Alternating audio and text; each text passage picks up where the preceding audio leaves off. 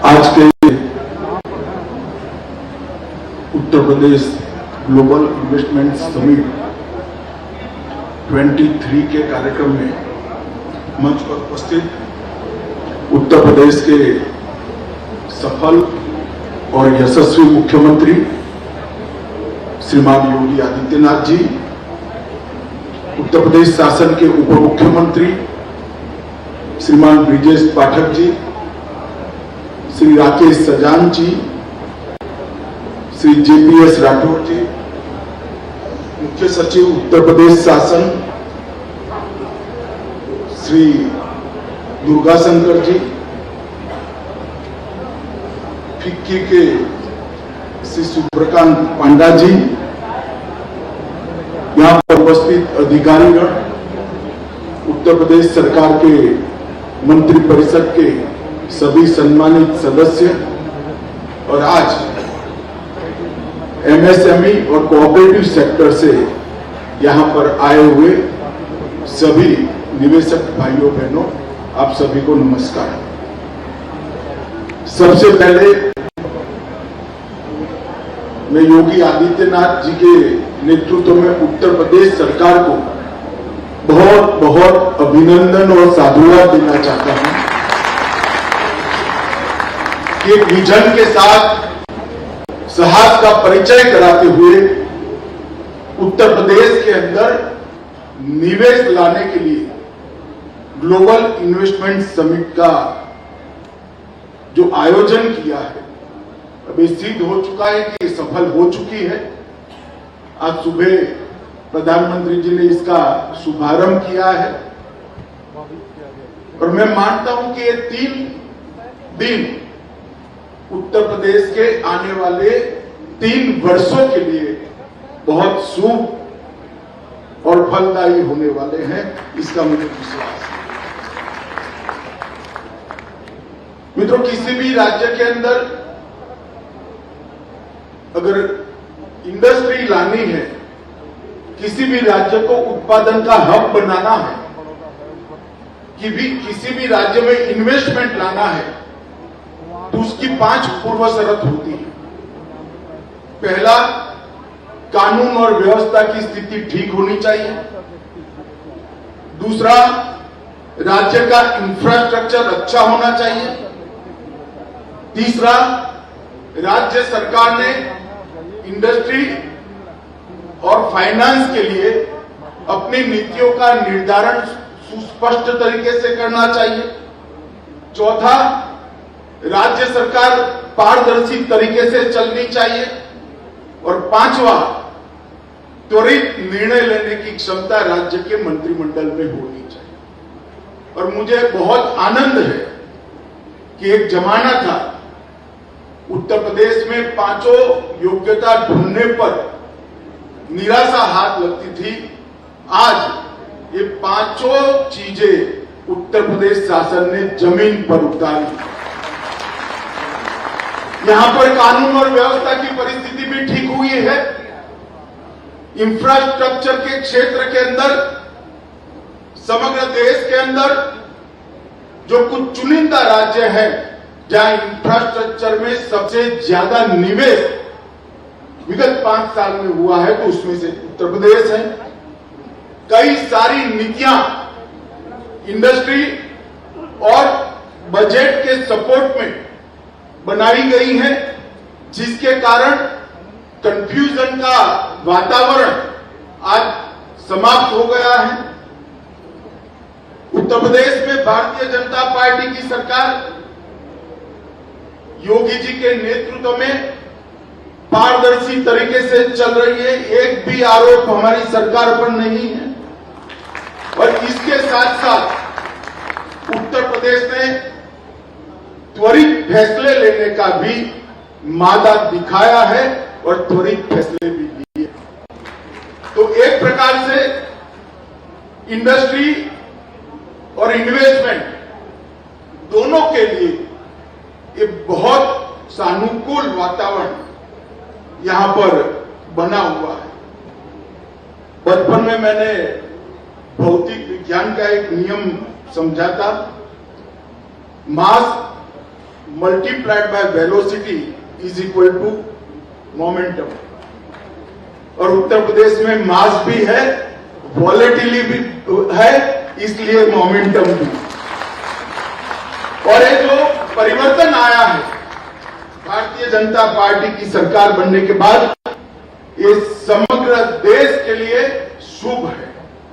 क्योंकि जब तक उत्तर प्रदेश जैसे बड़े सूबे का विकास नहीं होता, जब तक उत्तर प्रदेश विकास की राह पर चल नहीं पड़ता है, हमारा देश बहुत आगे नहीं बढ़ सकता है। क्योंकि क्षेत्रफल की दृष्टि से, आबादी की दृष्टि से और उत्पादकता की दृष्टि से, सभी दृष्टि से उत्तर प्रदेश का महत्व कहीं पर भी 2 नंबर का नहीं है, 1 नंबर का है। सबसे ज्यादा आबादी भी है, सबसे ज्यादा क्षेत्रफल रखने वाला राज्य भी जो 2-3 है उसमें से उत्तर प्रदेश है, और सबसे ज्यादा यहां पर संभावनाएं भी पड़ी हुई है। उत्तर प्रदेश के अंदर मित्रों, मैं ऐसे प्रदेश से आता हूं जहां पानी प्राप्त करने के लिए 1500 फुट से लेकर 900 फुट तक नीचे जाना पड़ता है।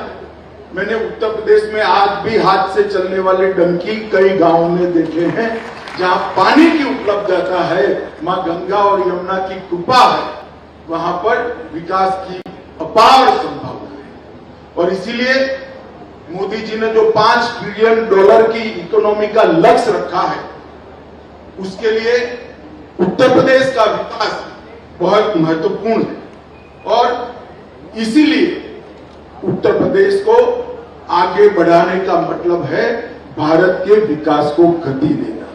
और एक ग्लोबल इन्वेस्टमेंट समिट ने आज भारत के विकास को, भारत के उत्पादन के हब बनने के, वैश्विक उत्पादन के हब बनने के लक्ष्य को, इसकी पूर्ति में एक बड़ी छलांग लगाई। मित्रों, आज यहां पर आने के पहले मैं एक पेविलियन देखने गया, 1 डिस्ट्रिक्ट 1 प्रोडक्ट का। यहां एक ऑनलाइन सेल करने वाली कंपनी का स्टोर था। मैंने कहा भाई, इतना बड़ा स्टोर आपने लगा दिया है, मगर कितना टर्नओवर है 1 डिस्ट्रिक्ट 1 प्रोडक्ट की उत्पाद का आपकी ऑनलाइन कंपनी पर? धड़ल्ले से, कोई कंफ्यूजन के बगैर उसने कह दिया कि 1600 करोड़ रुपए का टर्नओवर है। साथ अर्थ में एक सफल प्रयोग 1 डिस्ट्रिक्ट 1 प्रोडक्ट का यहां पर हुआ है। और आज की जो ये समिट, योगी जी ने इसके पीछे Uttar Pradesh global investment summit इतना ही रखा है।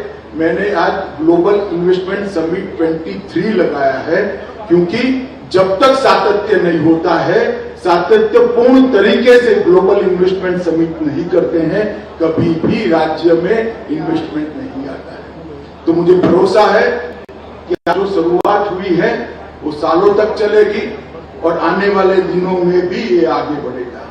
आज ये मंच वैश्विक निवेश के समुदाय का, नीति निर्धारकों का, कॉर्पोरेट नेतृत्व का, व्यापारिक प्रतिनिधि मंडलों का, शिक्षाविदों का, थिंक टैंक्स का, राजनीति और सरकारी नेतृत्व को एक साथ बहुत बड़ा मंच प्रदान करने का काम एक ग्लोबल इन्वेस्टमेंट समिट कर रहा है।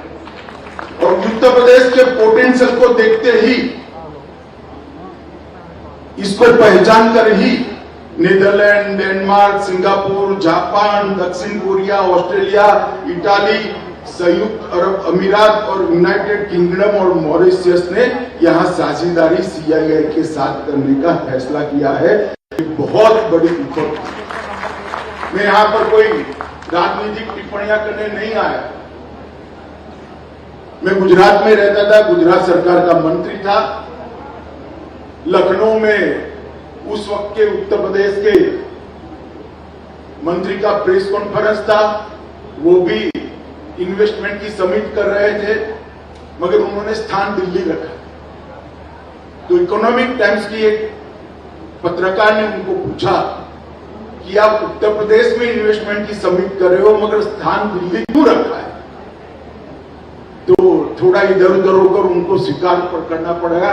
काफी लोग लखनऊ आने के लिए तैयार नहीं थे, इसलिए हमें दिल्ली में इन्वेस्टमेंट समिट करनी पड़ी है।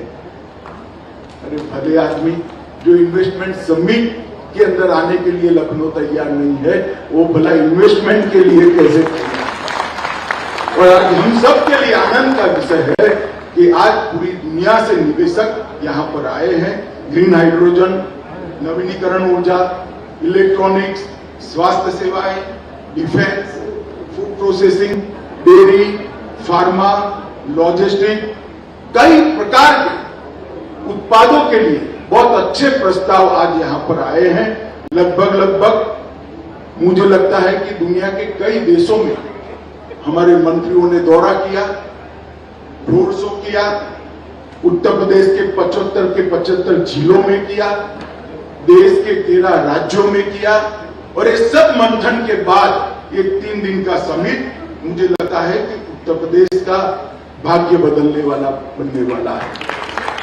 उत्तर प्रदेश सरकार ने ऑनलाइन सिंगल विंडो सिस्टम निवेश मित्र के अधीन एक केंद्रीकृत ऑनलाइन प्रोत्साहन प्रबंधन प्रणाली को डेवलप किया है, जिससे ढेर सारी समस्याएं निवेशकों की रुक जाएगी, समाप्त हो जाएगी, और उद्योगों को 30 विभाग की लगभग 400 से ज्यादा ऑनलाइन सेवाएं इस पर उपलब्ध है। उत्तर प्रदेश सरकार ने इंडस्ट्री को आमंत्रित करने के लिए, इसके लिए सारी सुविधाएं खड़ी करने के लिए 25 नीतियों को तैयार किया है, और वो नीतियों को जमीन पर उतारने का काम भी उत्तर प्रदेश ने। मित्रों, आज ये जो हमारा कार्यक्रम है एमएसएमई और कोऑपरेटिव के लिए, मैं आज यहां पर जितने भी निवेशक उपस्थित हैं, मैं उनको कहना चाहता हूं, मैं ऐसे प्रदेश से आता हूं जहां इंडस्ट्रीज और इन्वेस्टमेंट कोई नई बात नहीं है, सदियों से होता है। मैं गुजरात से आता हूं। मैं मेरा अनुभव साझा करना चाहता हूं कि आज देश की टॉप 25 कंपनियों में से मैं ऐसी कम से कम 8 कंपनियों को जानता हूं जिन्होंने अपनी शुरुआत एमएसएमई के रूप में की है, और भारत की सबसे बड़ी कंपनी, जिसके पास साहस है, जिसके पास कौवत है, जिसके पास सूझबूझ है, वो शुरुआत तो छोटे से करता है, परंतु साहस होता है, कौवत होता है, सूझबूझ होता है, तो वो छोटा नहीं रहता है, वो आगे बढ़ जाता है। आज मैं आप सभी को कहना चाहता हूं, एमएसएमई वो बीज है जो भारत की सबसे बड़ी कंपनी बनने का पोटेंशियल रखता है, और इसी से शुरू। और जिस राज्य ने एमएसएमई इंडस्ट्री के लिए अपनी पॉलिसियों को ढंग से तैयार नहीं किया, वो राज्य कभी भी औद्योगिक निवेश के लिए आगे नहीं आ सकता। इसके 2 कारण, एक तो बड़े से बड़ी इंडस्ट्री आएगी, उसको कई सारी एंसिलरी इंडस्ट्रीज चाहिए। अगर एंसिलरी इंडस्ट्री के लिए आपने अनुकूल वातावरण, अनुकूल माहौल यहां पर नहीं किया है, तो दूसरे राज्य से ट्रांसपोर्टेशन कॉस्ट बहुत सारी लगती है और इंडस्ट्री सफर करती है। तो जो बड़ी इंडस्ट्री आती है, उसको सफल होने के लिए भी एंसिलरीज इंडस्ट्री मतलब एमएसएमई की जरूरत है। और इसके साथ साथ आज की एमएसएमई में ही कल की सबसे बड़ी इंडस्ट्री छुपी हुई है। बच्चों को प्लेटफॉर्म देने से ही प्रदेश हमेशा आ गया।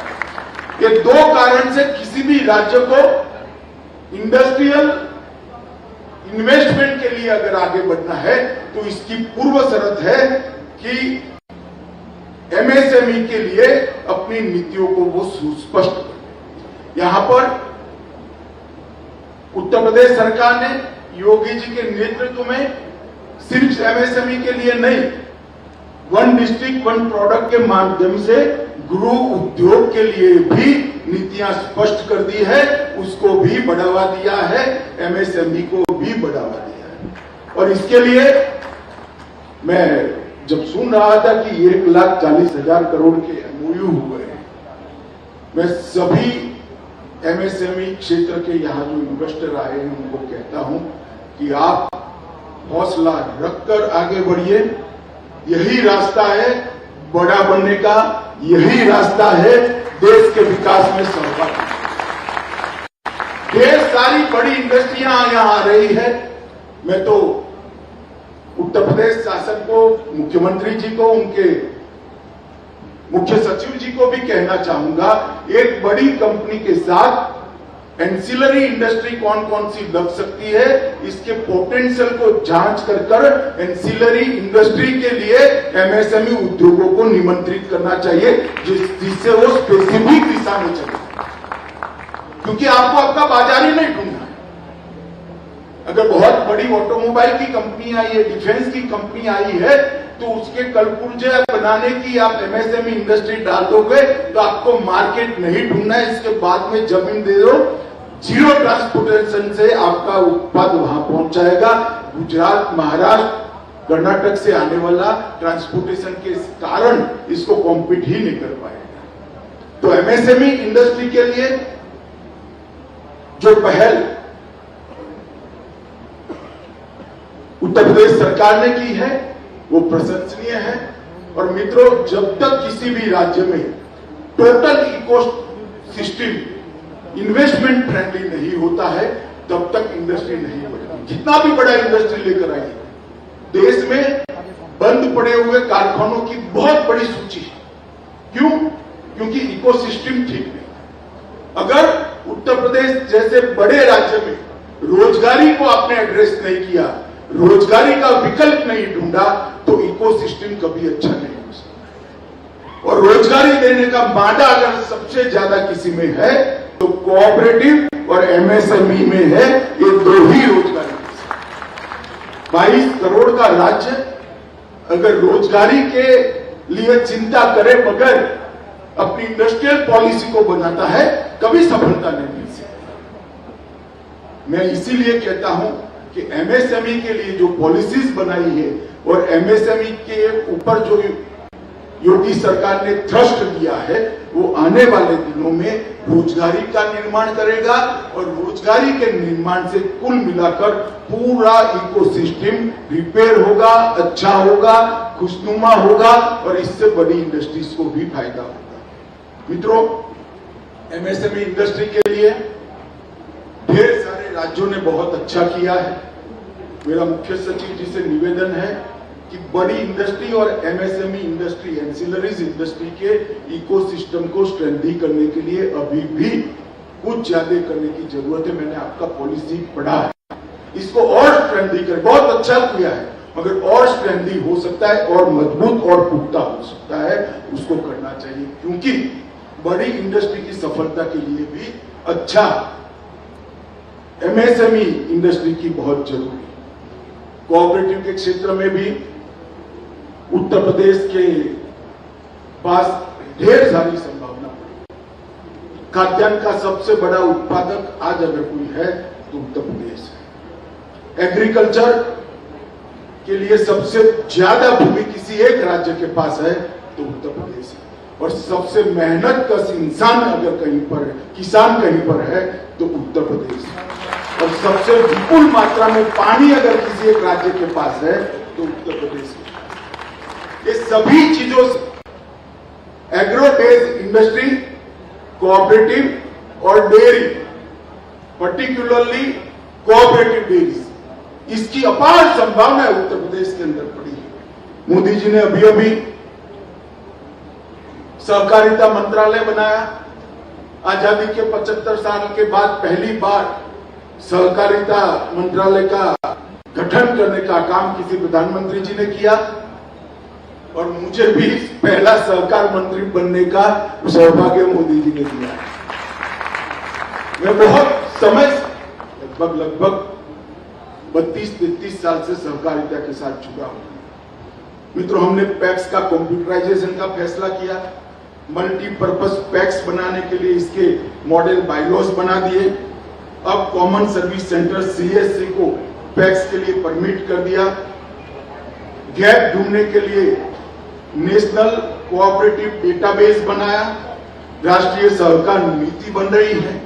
इसके साथ साथ क्रेडिट गारंटी फंड ट्रस्ट में सदस्यता ऋणदाता संस्थान भी बना दिया, जैम पोर्टल पर खरीदी की कोऑपरेटिव्स को छूट दे दी, मैट के अंदर 18% से घटाकर 15% किया, आयकर अधिनियम में भी ढेर सारी राहतें दी, कोऑपरेटिव चीनी मिल को इनकम टैक्स के अंदर रियायतें दी और 3 नई मल्टी स्टेट कोऑपरेटिव्स बनाई हैं। एक छोटे किसान को बीज के उत्पादन में जोड़ेगी, दूसरा ऑर्गेनिक प्रोडक्ट का मार्केटिंग और ऑर्गेनिक प्रोडक्ट बनाने वाले किसान को अपने खेत में मार्केट करने के लिए कुछ नहीं करना पड़े, इस प्रकार की पूरी व्यवस्था बनाएगी। और तीसरा एग्रीकल्चर प्रोडक्ट के निर्यात के लिए भी काम करेगी। ढेर सारे चीजें हमने इसके साथ जोड़ी है, इसमें भी विपुल संभावना है। आने वाले 2 महीने के अंदर ही मेरा सिर्फ कोऑपरेटिव के एक्सटेंशन का देश भर का हो रहा है।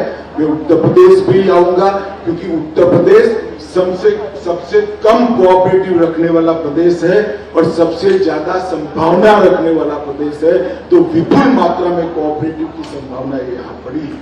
मित्रों, यहाँ पर जो मैंने इंफ्रास्ट्रक्चर की बातें करी, इंफ्रास्ट्रक्चर के लिए ढेर सारा काम उत्तर प्रदेश सरकार ने किया है और मैं मानता हूं कि राज्य में इतने सारे एक्सप्रेसवे किसी भी राज्य में नहीं बने। पूर्वांचल एक्सप्रेसवे हो, बुंदेलखंड एक्सप्रेसवे हो, Ballia expressway, Gorakhpur link expressway, आगामी गंगा एक्सप्रेसवे, ढेर सारे एक्सप्रेसवे बनाकर उत्तर प्रदेश के हर क्षेत्र को, इतने बड़े राज्यों को एक दूसरे के साथ जोड़ने का काम है। सबसे ज्यादा इंटरनेशनल एयरपोर्ट अगर आज कहीं पर है तो उत्तर प्रदेश के अंदर है और 1 डिस्ट्रिक्ट 1 प्रोडक्ट के लिए बहुत अच्छी मार्केटिंग की व्यवस्था भी हुई है।